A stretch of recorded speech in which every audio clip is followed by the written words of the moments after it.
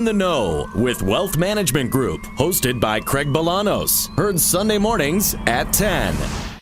Listen to AM 560 The Answer online at 560theanswer.com, on the AM 560 mobile app, on your Alexa-powered smart speaker, and on TuneIn, iHeart, and on Odyssey. Only the biggest stories, only the biggest guests, and only the biggest opinions. This is AM 560 The Answer. Top of the morning, Dan and Amy. Hazardous materials expert Phil Ambrose went on Tucker Carlson on Friday to explain his nuke to town, quote-unquote, comment that he made to a local ABC affiliate in East Palestine, Ohio, after the decision was made to do a controlled release and burn of the chemicals, the hazardous chemicals that were contained in that Norfolk Southern train that derailed. Here's what he meant by that comment that he made. News media were not being told the truth. Days into this, train consist was available. They didn't know what they had. And that flies in the face of logic. If you're going to mitigate a problem, if you're going to have your fire department and other responding teams take care of it, you should know what the heck you've got. And it got to the point where they were showing me pictures of train cars, the local media, and I was identifying what was in based on UNID numbers or train car numbers. And when they told me their plan, at that point you had a few cars burning. They had unmonitored hand lines there keeping the tankers cool. And then I find out that they're pulling the unmonitored hand lines, keeping the tankers cool. I said, well, that's just going to cause the tanker cars to heat up, which they did. And then they announced that one was very near catastrophic failure. And I said, well, if they don't put water back on it, it's going to continue to heat up, and it's going to what's called a blevy, and it's going to damage other containers. And then I was told, no, they're going to detonate all these cars so that that doesn't happen. What does Caggiano want? What does he say should be the protocol? Everything was drips and dribbles. Instead of, one of the things I learned is you tell the truth, you tell it all, you tell it first, and you tell them how you're going to solve the problem. And none of that was forthcoming. And I began to worry about, what the end result with this was going to be. They had evacuated 1 mile, and I was telling the media they better do like 1.5, 2 miles. Well, subsequently after that, they went to 2 miles. And then within a few minutes, a few days, they were bringing everybody back. And that was pretty much just in time to open up the rails, and there was no testing. There's got to be some plan going forward in this cleanup and recovery to test. Mike DeWine, the governor of Ohio, was on Fox and Friends over the weekend, and here's his plan. Look, here's kind of where we are. We continue to monitor the air. The air is good. We've gone into hundreds and hundreds of people's houses to test that air. It's good. We got the results back. Who's testing it? Who's testing it? Let me just, I'm sorry? Can you just tell me who's testing the air? Yeah, the testing, we're doing there's dual testing being going on every single time. The railroad has people testing, but the most important thing, I think, for the public is that our Ohio EPA is doing the testing of the air. So we've got monitors all over the village. The water we have tested comes back good. We are telling people that if you're on the city water, the village water, you certainly can drink that. We are testing anybody who has a private well. Mm-hmm. We're going out and testing that. Water's good, air's good. Yeah. But FEMA, they changed course and now they're sending help. Problem with the water's good, air's good is then you have other politicians like Senator Sherrod Brown, Ohio, saying people are right to be skeptical about the drinking water. For more on this, we're pleased to be joined by owner and founder of Hazsim, a training device for first responders, founder of Hazmat Nation, and current battalion chief in Southern California, Phil Ambrose. Phil, thanks for joining us. Appreciate it. Good morning. Thank you. What's your reaction to, what you heard there from the hazardous materials expert and the governor and what you've seen over the last week in East Palestine? Again, I need to start. You introed me. I'm in Southern California, so I'm nowhere near this right. incident, right? So I have no direct knowledge. So we're just getting what we see from the news. I think interesting and not say surprising, but I'm not sure if he had all the information from the scene.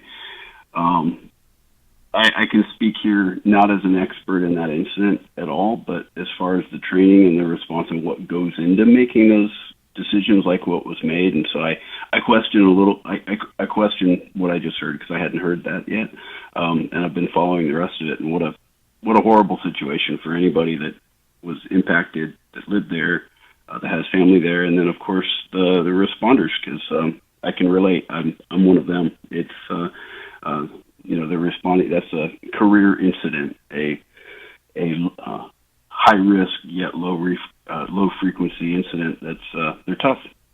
Well, we had a toxicologist, Dr. William Sawyer, on the show on Friday, and as to the decision to do the controlled release and burn, he said that was the wrong decision, and he wasn't on site either. So that was the wrong decision. There were other options. So the presentation of either we blow it up or it blows up on its own was a false choice, essentially. I listened to that. I heard Dr. Sawyer when it came into the polymerization. I know you asked him that question, and then he took a right turn towards toxicology, which is good. He stayed in his lane. But I question that. I think the controlled release phrase, I didn't come up with that. I don't know if the media did or they did at the scene, but it reminds me of the phrase controlled burn that everybody's more used to, right? Yeah, with right. our brush fires out here, where you're taking some sort of risk to fight fire with fire. In this case, it was to avoid, and it was just mentioned in this last one, that Blevy. It was definitely a decision. Those chemicals involve, in our emergency response guidebook, that even the first in on scene, heck, even the first police officer may have in their patrol unit. When you look up those chemicals, there's a P next to, and it's kept very basic with large exclusion zones, because the emergency response guidebook is designed just for that, somebody that's first arriving on the scene, and then it's used later on. But there's a big P next to a lot of those chemicals, and that P means polymerization. And polymerization creates a whole lot of heat. It's a process that if you're using some epoxy in your garage to put something back together, you notice it, but it's not really a big deal. Now we're talking about a whole lot of it. So I would, from everything I've seen, and I wasn't there, I can speak to at least how those decisions are, how you get to those decisions. But I would say it was actually looked like a good idea considering the scenarios, meaning letting that thing go off itself and then spreading those contaminants, spreading shrapnel, all those things that had the potential to happen. But there was no other option. I mean, there was talk of foaming this combustible situation or something like that. It was blow or be blown. Is that what you think?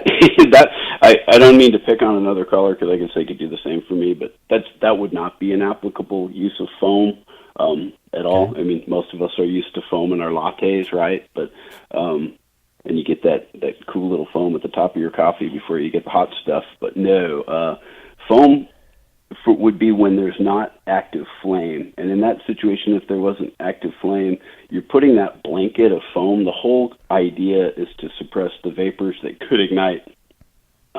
But if you have something that's already getting to temperature, and as you heard, at least the feed, what I'm getting from all the news sources, that this was heating up, and that's easy to tell. Meaning you can hit a heat gun on it. That's not hard data to get. And if it's heating up and you apply foam, that wouldn't necessarily be the right application of foam. Plus, foam in and of itself, depending on what type you're using, can create a contamination issue in and of itself. So foam would have been, and I wasn't there, but foam would have been really low on my list of things to do. Now it's a correct application for the right. If we say had a fuel spill, we're talking gasoline that goes in the car, and it was leaking and it was cool and it hadn't found an ignition source, we'd of course lay that blanket of foam. If you've flown an aircraft and you had the unfortunate, if you saw any sort of crash and they get out there and they throw that blanket of foam, that's to suppress the vapors that could ignite. So in this situation, from everything that I've seen, foam would have been I don't think a very, very good option. I'm sure they might have had it on their list, and that's what we do on something like that, what's called a unified response, and managing that incident is go through all of those scenarios and kick them around. So you know what chemicals were released into the air. Knowing that, if you lived in East Palestine, would you stay there, or would you move somewhere else temporarily if you could? Well, I live actually right near a large refinery here, and believe it or not, in California, actually a couple between the two. In this case, I know that they've been monitoring, and this is not my total expertise, but the EPA has the airplanes that fly. I'll just use a real example I know of. We use their planes during significant events out here, even large-scale events like, say, a Super Bowl, where we're looking and we're more concerned about a release due to terrorism. They'll fly these planes that has a complete lab inside of the plane, and my understanding, their job is to find something. They want to find something in the air, to know that it's there, and they're going to define the polluter for it. So from what I understand, testing is being done, but I understand why people would be concerned. I totally do, just because it's different. Myself, I've been in the industry and kind of lived it. What? So I would want to know. I would want to know the test, which I think they've been releasing, and what I also don't know, compared to living in the big city where we might have just one, say, water source. But they're there. You know, it's part of the life we live in. It's I mean, I thought a lot about that because somebody had asked me even the products that were on that train. I mean, these aren't things that are going.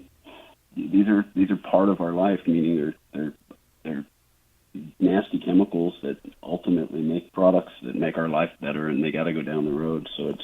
Would you have any concerns? The answer to that one. Would you have any concerns about latency with respect to these chemicals? Like, there's not an immediate contamination of drinking water or the air, but that could develop over time as this thing burns out. So, to rephrase your question, or to make sure I understand the question, just say long-term effects.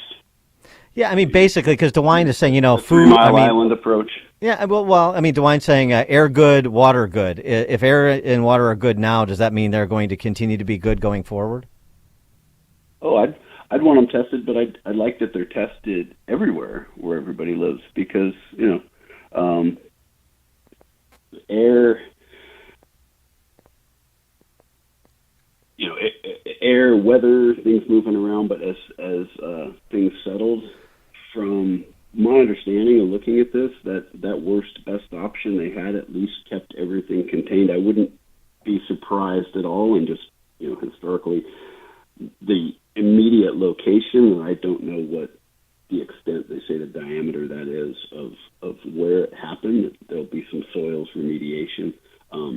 Downwind, I believe, that horrible option they had to choose definitely reduced the amount of chemicals. And of course, I think we all have that cumulative uptake. That's a tough one for me to answer, because I've had people ask me that question while they're smoking a cigarette, and I'm thinking, well, it depends on, meaning there's lots of, you got to take care of yourself anyhow. But as far as the long-term effects of this, I know that the water will be tested. I know that the soils will be tested. And I, just from studying this for years, I know we're in a much better place than we had been years and years ago, and much better place than a lot of other countries.